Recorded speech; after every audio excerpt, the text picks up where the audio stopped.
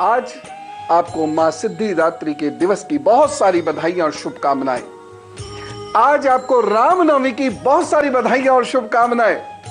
और आज जो मैं आपसे बात करने जा रहा हूं जरा कुछ खास है, जरा कुछ विशेष है। लेकिन पहले आज आप भगवान राम के बारे में सुनिए। तो भगवान राम का जन्म हुआ है उत्तर कौशल वंश में, जिसके प्रथम राजा हैं इक्ष्वाकु। उसकी इसी वजह से इसे इक्ष्वाकु वंश भी कहते हैं। ये बड़ा प्रतापी कुल है। इस राजा भगीरथ भी इसी कुल में हुए।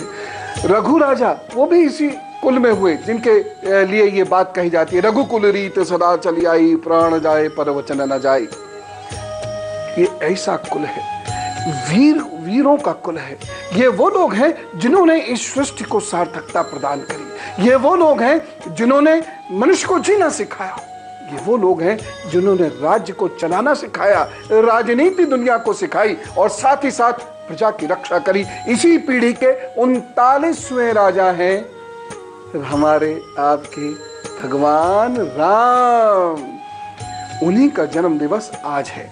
भगवान राम चैत्र शुक्ल पक्ष की नवमी के दिन दोपहर को लगभग 12:30 बजे कर्क लग्न जब उदय हो रही थी तब उनका जन्म हुआ था।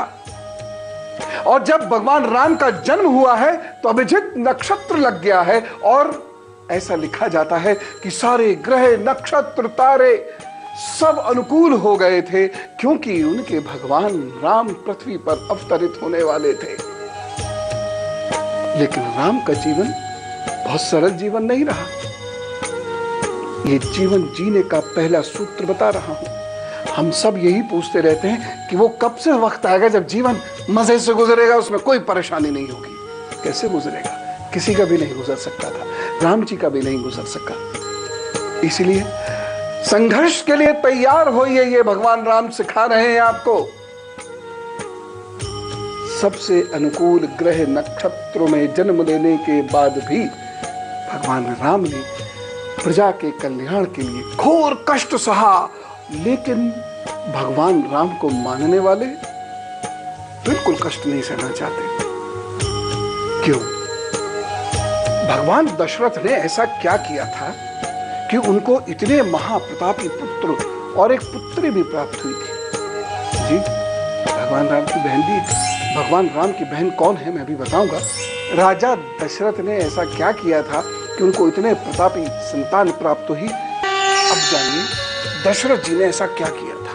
दशरथ जी कोई साधारण राजा नहीं, वह केवल राम के पिता दशरथ नहीं, बल्कि वह महाप्रतापी महाज्ञानी राजा है।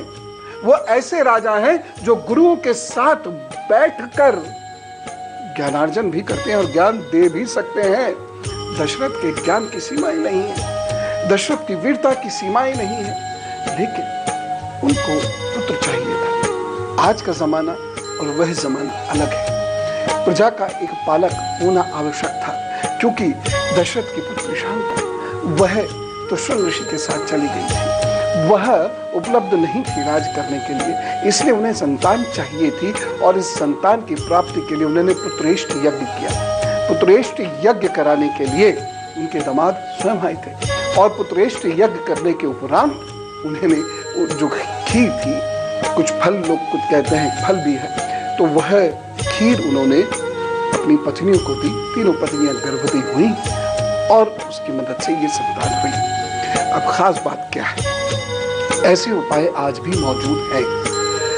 मैं पुत्र या पुत्री की बात नहीं करता, क्योंकि मेरी दृष्टि में दोनों समान हैं और ना ही आज ऐसी कोई आवश्यकता है कि युद्ध लड़ने जाना हो तो पुत्र ही चाहिए। पुत्रियां हर जगह आगे हैं। लेकिन निसंतान दंपतियों के लिए पुत्रेष्ट यज्ञ, इसके नाम पर मत जाइए, पुत्र नाम पर मत जाइए, लेकिन यदि इस यज्ञ को कराने वाले कुछ लोग आपको मिल जावे तो आप संतान प्राप्ति कर सकते हैं। दूसरी चीज, मृत संजीवनी का पाठ यदि पति पत्नी करें जो निसंतान है और उनकी आयु लेकिन है अभी संतान उत्पत्ति की, तो फिर उन्हें संतान की उत्पत्ति हो सकती है, संतान की प्राप्ति हो सकती है। बस ये निर्भर करता है कि आपने कितनी साधना की है और कितनी ईमानदारी से वह ध्यान पूजा किया है और कितना धैर्य रखा है। वैसे कई उपायों का एक उपाय है कई परेशानियों की एक जड़ी है सुपारी, और उसे इस दिन देना है। मेरी बात को अन्यथा मत लीजिए। सुपारी आपको सिद्ध करनी है, क्योंकि आज दिन है मां सिद्धिदात्री का। तो अभी तक जो आपने पूजाएं की हैं, साधना की है, उपवास रखा है, आज उसके परिणाम को सुपारी में मांग लीजिए। बात सुपारी की कर रहा था। आजकल सुपारी के मायने बहुत बदल गए, लेकिन हमारे आध्यात्मिक जगत में सुपारी का मायना बिल्कुल अलग है। तो यदि आपने उपवास रखा है, यदि आपने जप किया है, तप किया है और अपनी साधना, पूजा, आराधना बहुत शिद्दत से की है, तो आज ये सुपारी आपको देखिए क्या क्या देगी। कुछ सुपारी अपने सामने रखिए। और मैं बार बार जो बात कहता हूँ, पूजा करके दूसरों का, घर के लोगों का भला करना केवल घर की स्त्री का ही काम नहीं है, पुरुषों को भी ये कार्य करना चाहिए। तो जिसको अपनी अपनी सुपारी चाहिए वो सामने बैठ जाए, सुपारी लेकर। किसके सामने? माँ के चित्र के सामने। और मंत्र ध्यान से सुने। मंत्र आपका है ओम ह्रीं हं स। ओम ह्रीं हं स।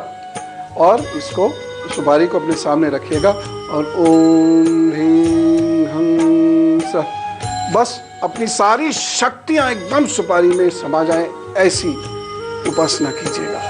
ऐसा भाव रखिएगा मन के अंदर कि आपको जो भी ईश्वर ने प्रेरणा, शक्ति दी है, वह सुपारी में समाहित हो, और यही ईश्वर का ऐसा प्रसाद बन जाए जिसको आप गले में धारण करें तो कवच की तरह से आपकी रक्षा करें।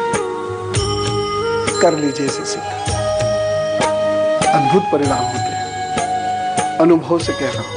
आपको आपके जन्मदिन की बहुत सारी शुभकामनाएं, क्योंकि आगे आने वाले 12 महीने भाग्योदय करने वाले हैं।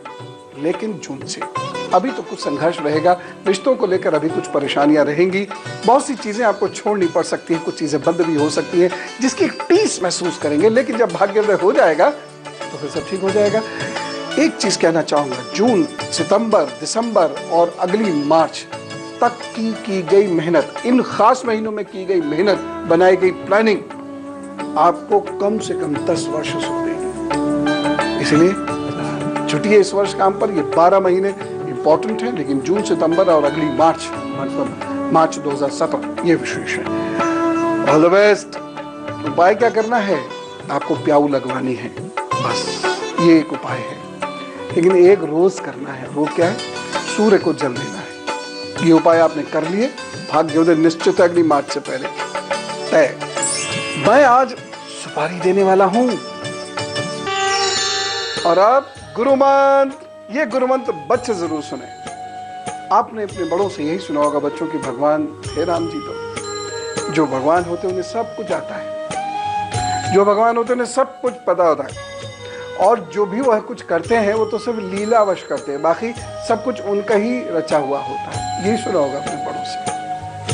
लेकिन बड़ों ने क्या आपको ये बताया कि भगवान राम बहुत मेधावी छात्र हैं, बहुत आज्ञाकारी और अनुशासित विद्यार्थी हैं? मैं बता दूं, भगवान राम बेहद अनुशासित हैं, बेहद विनम्र हैं, बेहद मेहनती हैं, 18 घंटे काम करते हैं, और उसके साथ साथ विलक्षण प्रतिभा है। और ये सब होते हुए भी गुरु से कुछ सीखना चाह रहे हैं। उनके दूसरे गुरु विश्वामित्र जी ने उन्हें बहुत सारी विद्याएं सिखाई। भगवान राम वेदों के ज्ञाता हैं, उसमें भी साम वेद के विशेष ज्ञाता हैं। जी हाँ, भगवान राम को आयुर्वेद भी आता है, भगवान राम को ज्योतिष भी आता है, भगवान राम को खगोल विद्या भी आती है, यानी एस्ट्रोनॉमी। इतने सारे विषयों के साथ साथ भगवान राम को गवर्नेंस आती है, यानी शासन कैसे चलाया जाता है, ये भगवान राम को आता है। और भगवान राम ने भरत जी को ये सीख दी, और इसीलिए भगवान राम के राज्य को कहा जाता था राम राज्य।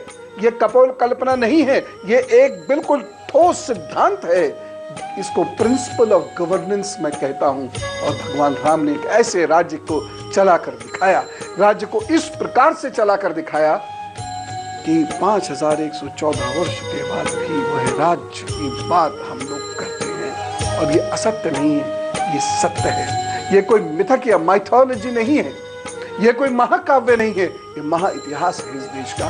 इसलिए बच्चों, भगवान राम की अब की बार जब आप पूजा करोगे, अभी जब उन्हें सर नवाओगे, तो ये याद रखना आप ऐसी विलक्षण प्रतिभा के चरणों में अपना सर नवा रहे हैं जिसको दुनिया भर का ज्ञान था, जिसके पास शक्ति थी, तुलित शक्ति थी, उसके बावजूद वह विनम्र थे और सारे जीवन कुछ ना कुछ सीखने के लिए आतुर रहते थे। चाहे सिखाने वाला व्यक्ति उनका गुरु हो या सिखाने वाला व्यक्ति उनका सेवक ही क्यों ना हो, ऐसे बनो, तब होगी सही भक्ति। तो एक तो आपने सुपारी सिद्ध करनी है, दूसरा आज आपने 8 वर्ष से छोटी कम से कम 7 कन्याओं को भोजन अवश्य कराना है।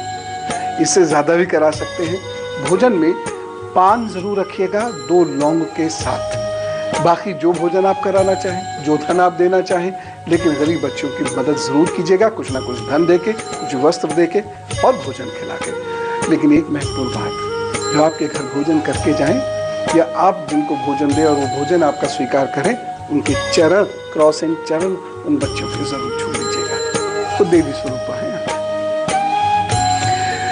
मां सिद्धिदात्री की कृपा आप और आपके परिवार पर बरसती रहे, धन्य धान से भरा रहे आपका परिवार, बहुत रहे खुश और दुनिया में बांटे खुशी। इन्हीं शुभकामनाओं के साथ नवरात्रि की पुनः आपको हार्दिक बधाइयां, हार्दिक शुभकामनाएं, रामनवमी की ढेर सारी बधाइयां। आपकी विजय हो इस कामना के साथ।